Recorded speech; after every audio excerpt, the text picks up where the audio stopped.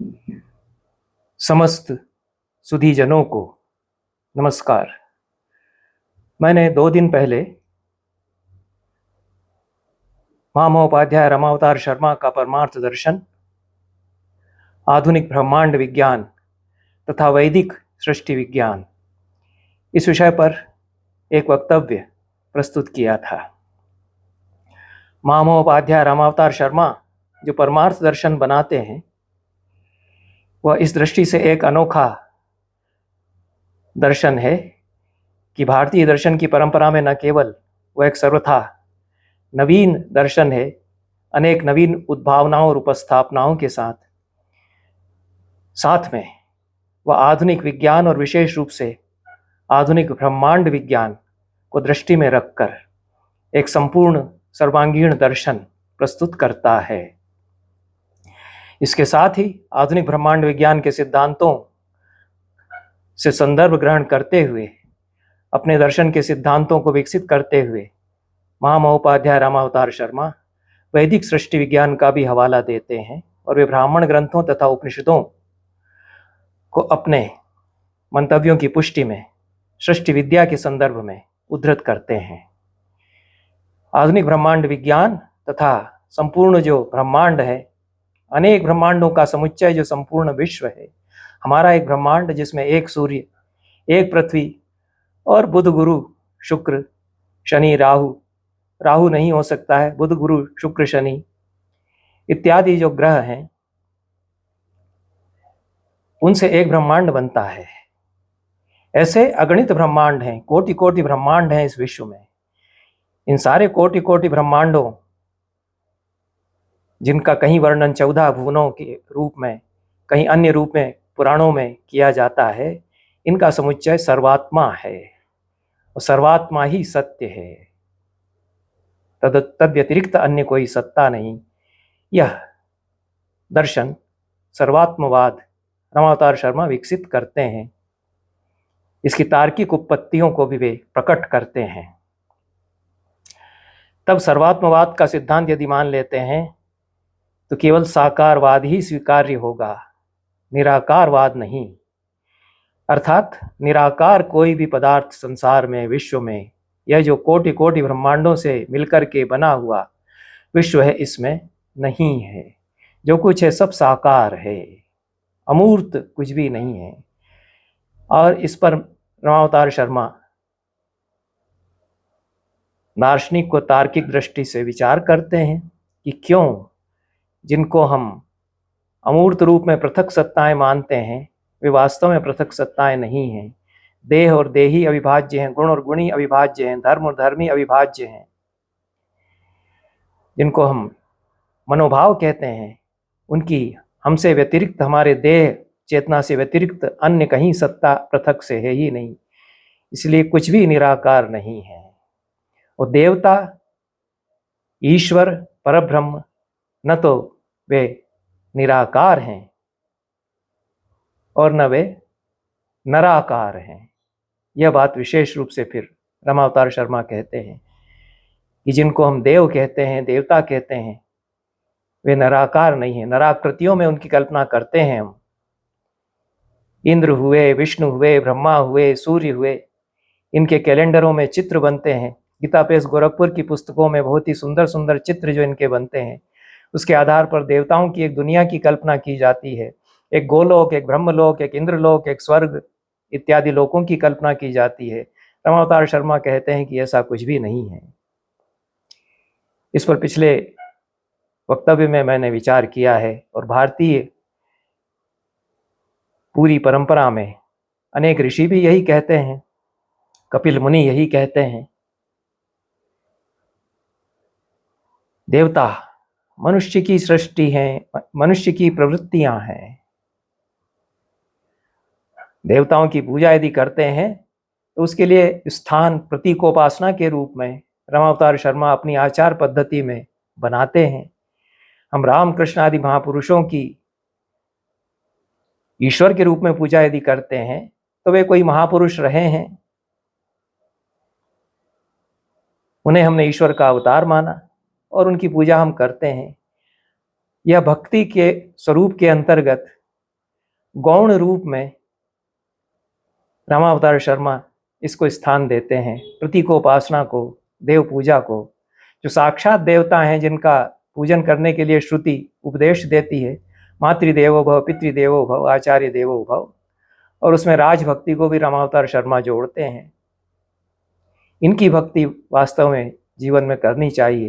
ये बड़ा यथार्थवादी दृष्टिकोण और यथार्थवादी दर्शन रामावतार शर्मा निर्मित करते हैं, पर उसके साथ बहुत गहरी तार्किक और दार्शनिक दृष्टि है और सुदृढ़ आचार मीमांसा भी है।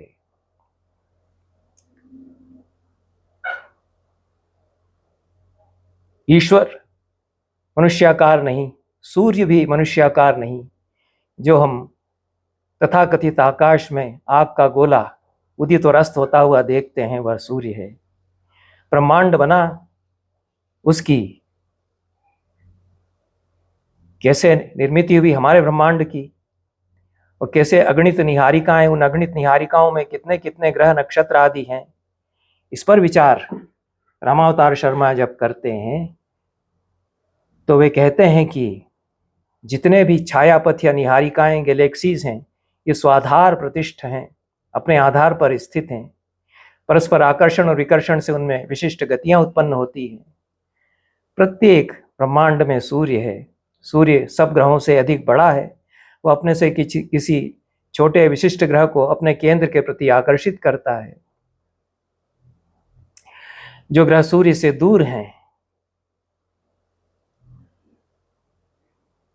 उनका सूर्य के साथ विकर्षण होता है, या आकर्षण और विकर्षण सृष्टि में चलता रहता है। आकर्षण और अपक्रमण या विकर्षण की शक्तियों के योग से लघुतर वस्तु गुरुतर वस्तु के चारों ओर चक्कर लगाने लगती है। यह चक्कर लगाना आकर्षण और विकर्षण का फल हुआ करता है। इस तरह से समस्त ब्रह्मांड घूम रहे हैं, और जो छायापथ हैं उनमें ब्रह्मांड स्थित हैं। यही छायापथ जो हम निहारिका गैलेक्सी के रूप में आकाश में देखते हैं, यह विष्णु का आश्रय है। यही क्षीर सागर है, क्योंकि दूध की धारा जैसी दिखती है, अब नहीं दिखती। आजकल प्रदूषण के कारण आकाश में तारे दिखना बंद हो गए। 60 साल पहले, 65 साल पहले जो तारों से खचाखच भरा हुआ, जगमगाते तारों से भरा हुआ आकाश ऊपर दिखाई देता था अमावस की रात को, उसको देखते हुए लगता था कि अनंत अनंत ब्रह्मांड थिरक रहे हैं।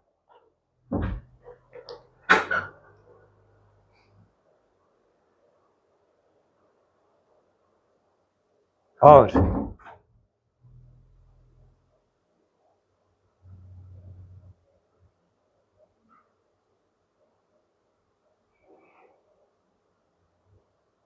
अलौकिक अनुभूति उसको देख करके हुआ करती थी। वह अनंत अनंत ब्रह्मांड जो विश्व में हैं, उनमें छायापथ या निहारिकाएं, और हमारी जो निहारिका है दिखाई देती है, वही क्षीर सागर, उसी में विष्णु विराजमान है। तब विष्णु का स्वरूप क्या है, शेषनाग का स्वरूप क्या है? रामावतार शर्मा कहते हैं कि पुराणों में कहीं कल्पनात्मक रूप में, कहीं रूपक की भाषा में, कहीं अत्युक्ति में जो मनुष्य की प्रवृत्तियां और शक्तियां हैं प्रकृति की, उनका ही देवों के रूप में वर्णन किया गया है। उनमें उनके पीछे वैज्ञानिक तथ्य हो सकते हैं, पर सारी पौराणिक अत्युक्तियों का मूल और वैज्ञानिकता भी नहीं खोजने लग जाना चाहिए। उनमें कहीं कहीं मनगढ़ंत कल्पनाएं भी हैं। निहारिका, आकाश, सूर्य, ग्रह, तारे, ध्रुव प्रदेश आदि का वर्णन पुराणों में जो किया गया है, वह वास्तव में क्षीर सागर, उसी में प्रतिष्ठित विष्णु, ब्रह्मा, देवता, देवर्षि आदि के रूप में पुराणों में जो क्षीर सागर, विष्णु, ब्रह्मा, देवता, देवर्षि आदि का वर्णन किया गया है, वे वास्तव में निहारिकाएं, आकाश, सूर्य, ग्रह, नक्षत्र, तारे, ध्रुव प्रदेश हैं। इनकी भौतिक स्थितियों पर विचार रामावतार शर्मा करते हैं, और ये साकार हैं पर ये नराकार नहीं है। न ये नराकार है न निराकार हैं। तो विष्णु भी हैं, क्षीर सागर भी है, ब्रह्मा भी हैं, पर ये नर रूप में जो हम इनकी परिकल्पना करते हैं कि चतुर्मुख ब्रह्मा इनकी लंबी दाढ़ी है, विष्णु की नाभि में स्थित कमल पर विराजमान है, ऐसा कोई सचमुच में विग्रह कहीं नहीं है। ये सब प्रतीक हैं, रूपक हैं। इसी रूप में इनको समझा जाना चाहिए। यह आधुनिक तार्किक मानस जो पुराणों के रूपक खोलता है, वेदों में भी रूपक हैं, और प्राचीन काल में भी इन रूपकों को खोला जाता रहा है कि इंद्र का वज्र, मेघ, वृत्र, ये किसके प्रतीक हैं। यह वैदिक व्याख्या की प्राचीनतम परंपरा में भी यह किया जाता रहा है। तब वेदों में पुरुष का जो स्वरूप बताया है, रामावतार शर्मा कहते हैं पुरुष सूक्त में, वह वास्तव में सर्वात्मा का निर्वचन है। कोटि कोटि ब्रह्मांडों से समवेत जो विश्व है, उसको सहस्र शीर्षा पुरुष सहस्राक्ष सहस्रपात कह करके पुरुष सूक्त में वर्णन किया गया है। सहस्र शब्द यहां अगणित अनंत का वाचक है, क्योंकि वह अनंत है, शांत से नहीं मापा जा सकता, अज्ञेय है, ज्ञेय शब्दावली से नहीं जाना जा सकता। उसको प्रतीक रूप में बताने के लिए ज्ञात शब्दावली का प्रयोग किया जाता है। ज्ञात शब्दावली उसका संकेत मात्र कर सकती है, इसलिए सहस्राधिपद पुरुष के निर्वचन में संकेतक मात्र होते हैं। शांत और अनंत के संबंध को भी श्रुतियां इसी सांकेतिक पदावली के द्वारा बताते हैं। विष्णु शांत विश्व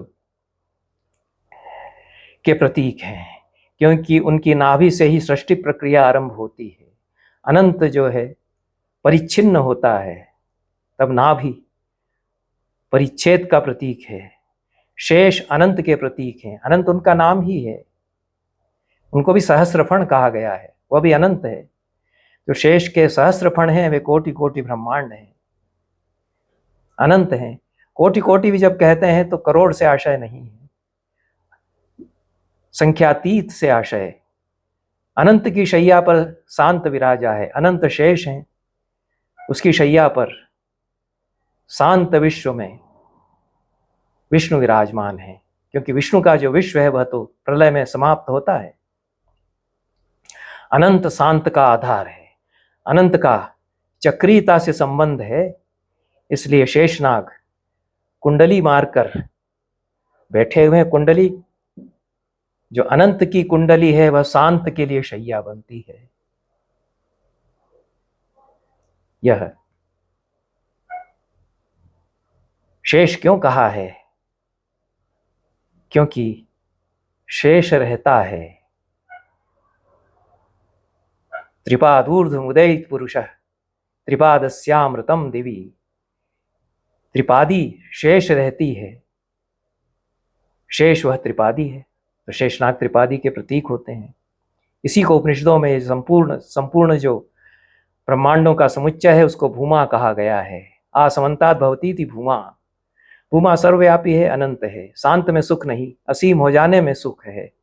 सर्वात्मवाद को समझ लिया जाए तो भूमा से चेतना जुड़ जाती है और उससे मनुष्य को मुक्ति का पथ नजर आने लगता है। इसकी भी प्रक्रिया रामावतार शर्मा बताते हैं। वे कहते हैं कि सर्वात्मा का स्वरूप नित्य उपलब्ध है। इसी सर्वात्मा में आकाश ओतप्रोत है। आकाश, स्पेस जिसको कहते हैं, वह तो रहेगा ही। उस आकाश में अनेकों वैचित्र्यों से युक्त विश्व वाले कोटि कोटि ब्रह्मांड हैं। उसी प्रकार उन ब्रह्मांडों में से एक ब्रह्मांड हमारा है।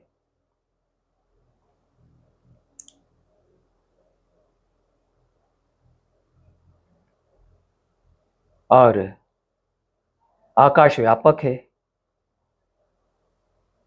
विष्णु उसमें विराजमान है। इसलिए आकाश ही विष्णु है। विष्णु का अर्थ ही व्यापक है। विश्री प्रसारणार्थक धातु से विष्णु शब्द बना है। आकाश मात्र ही विष्णु पद का द्योतक है। निर्मेघ वायुमंडल में दिखाई पड़ने वाले विश्व की उपाधि से अवच्छिन्न आकाश के लिए विष्णु का नाम पौराणिक प्रतीक विद्या में, वैदिक प्रतीक विद्या में दिया गया। यह आकाश बहुत दूर स्थित दृश्यमान छायापथ से वेष्टित है। यह छायापथ क्षीर सागर है। और कवियों ने विष्णु को सूर्य और चंद्रमा का नेत्र वाला कहा है। आकाश में सूर्य और चंद्रमा है। आकाश विष्णु है। सूर्य और चंद्रमा इस आकाश रूपी विष्णु के नेत्र हैं। इसी में मेघ आदि से आच्छादित दृष्टि वाले लोगों को जब आकाश दिखाई नहीं पड़ता है वर्षा ऋतु में, तो कल्पना की जाती है कि विष्णु शेष शैया पर सो गए हैं। अनंत की सही शैया पर शांत निद्रा मग्न है, तो विष्णु सो गए हैं, ऐसा क्षीर सागर शाही विष्णु का वर्णन किया जाता है।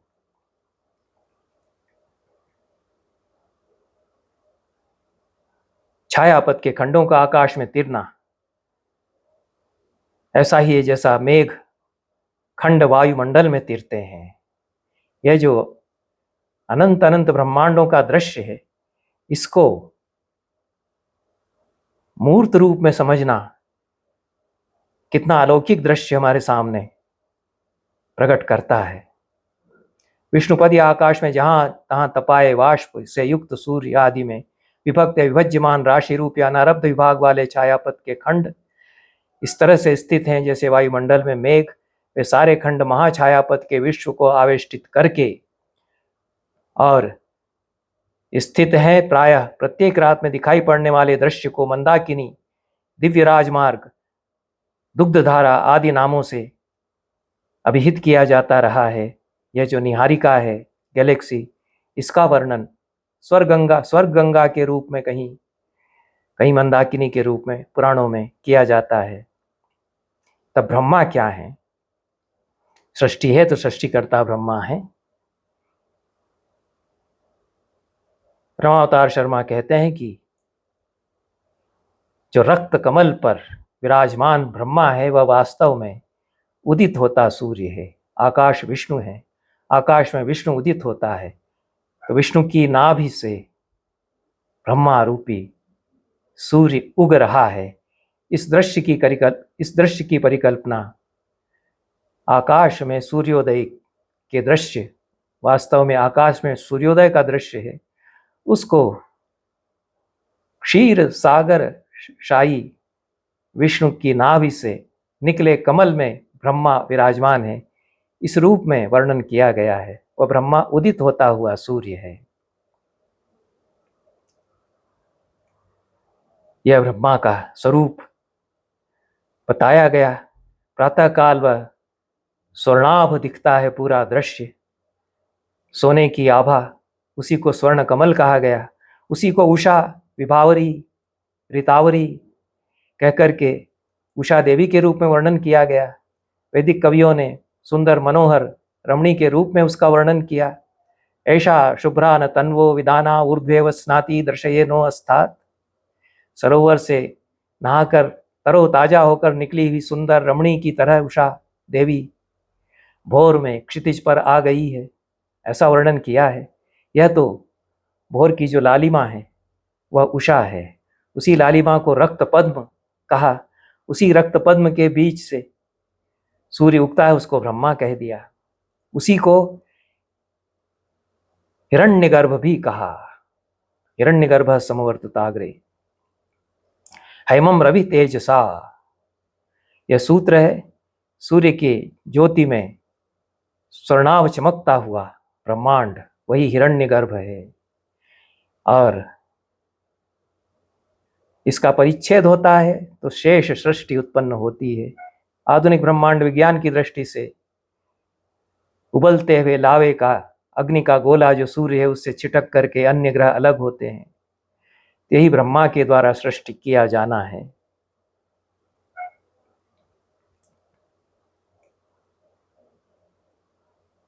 बृहत होने के कारण ब्रह्मा कहा गया है।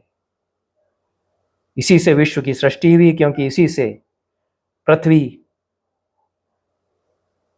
बृहस्पति, शुक्र, मंगल, बुध आदि ग्रह और उपग्रह चंद्रमा आदि निकले। हमारा ब्रह्मांड इससे बना। इसलिए यह उदित होता हुआ सूर्य सृष्टिकर्ता ब्रह्मा के रूप में वर्णित किया गया है।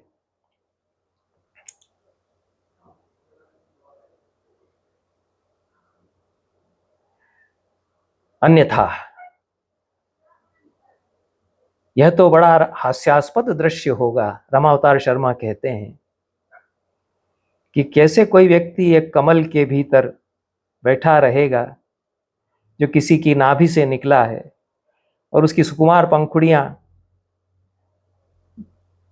जिन पे कोई भौरा भी बैठ जाए तो टूटने का डर रहता है, उन पर चतुर्मुख नराकार ब्रह्मा बूढ़े पुरोहित की तरह सामगान करते हुए कितने कितने युगों से कितने क्लेश की स्थिति झेल रहे हैं।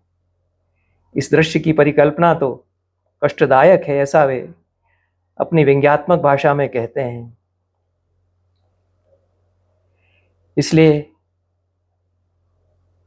इस पूरे आख्यान तत्वों की, आख्यान परंपराओं की इस दृष्टि से व्याख्या की जानी चाहिए। और चतुरानन उसको कहा गया है।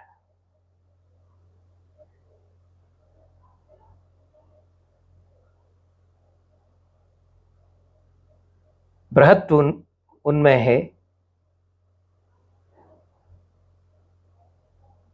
विस्तार उनका बहुत अधिक है। और कभी दक्षिणायन होता है, कभी उत्तरायण होता है। इस प्रकार से कभी सम्मुख कभी पृष्ठ में, इस प्रकार से चतुर्दिक यह उदित होता हुआ सूर्य अलग अलग दिशाओं में प्रकट होता है। इसलिए चतुरानन इसको कहा गया।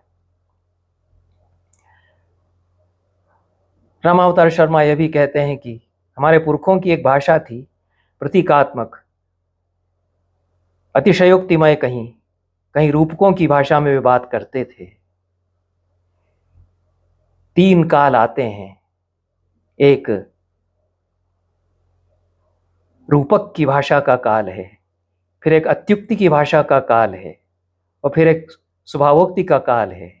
इस प्रकार से सृष्टि के आरंभ से लगा करके किस भाषा में मनुष्य सृष्टि विद्या का निरूपण करता आया है, 3 कालों में उसको विभाजित करके रामावतार शर्मा देखते हैं। और रामावतार शर्मा का उक्ति विचार, इस पर भी मैंने पहले एक वक्तव्य दिया है। तो यह तो ब्रह्मा और विष्णु का स्वरूप हुआ। और फिर तीसरे देवता जो महेश हैं, वे क्या हैं? रामावतार शर्मा कहते हैं कि गंगा की धारा उसके मस्तक पर गिर रही है, चंद्रमा भाल पर है। यह तो एक भौतिक दृश्य है। यह कैलाश पर्वत है। कैलाश पर्वत ही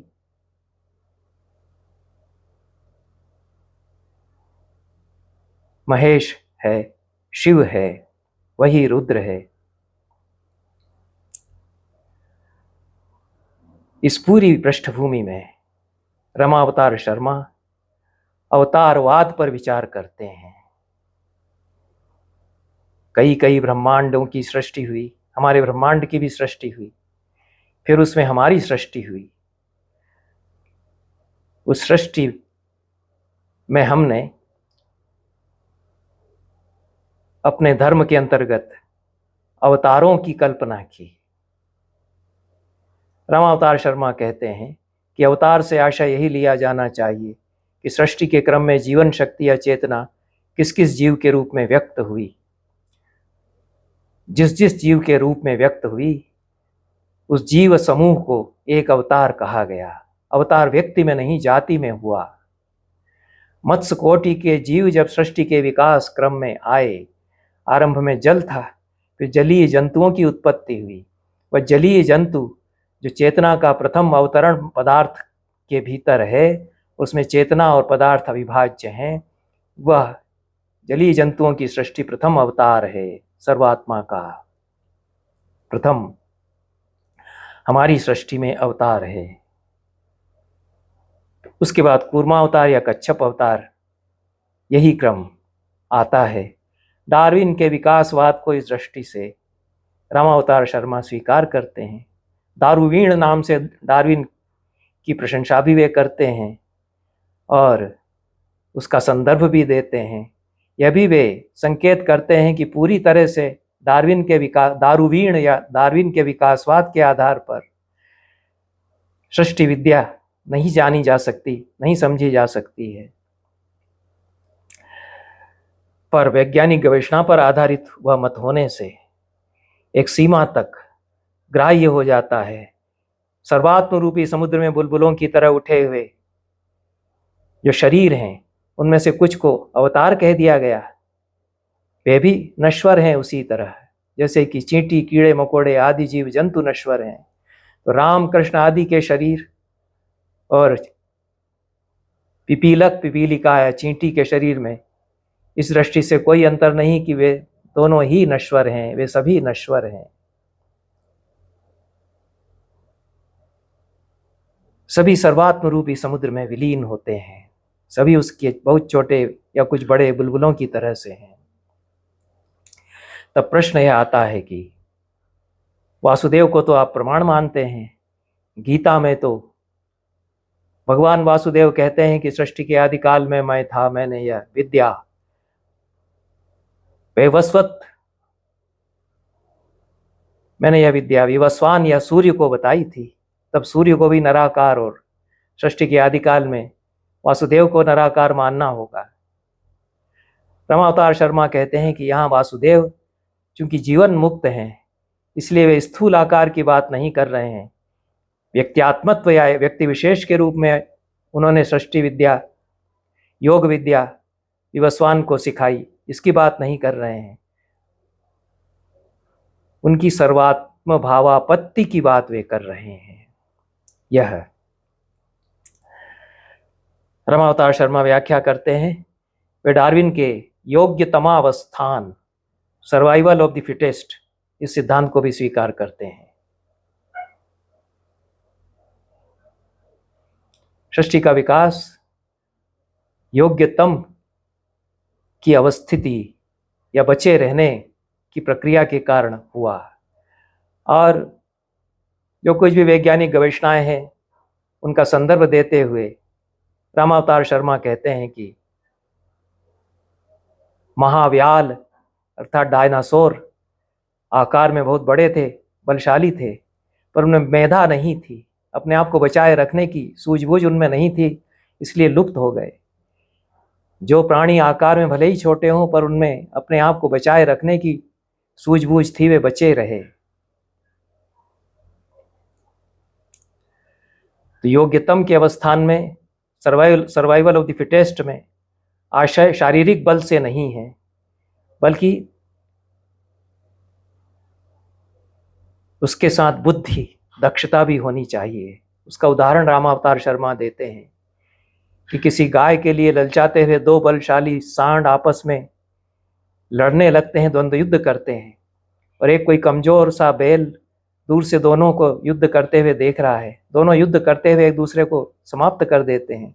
तब यह जो कुछ कमजोर सा बैल है, यह उस गाय से समागम करके और गो सृष्टि को जारी रखता है।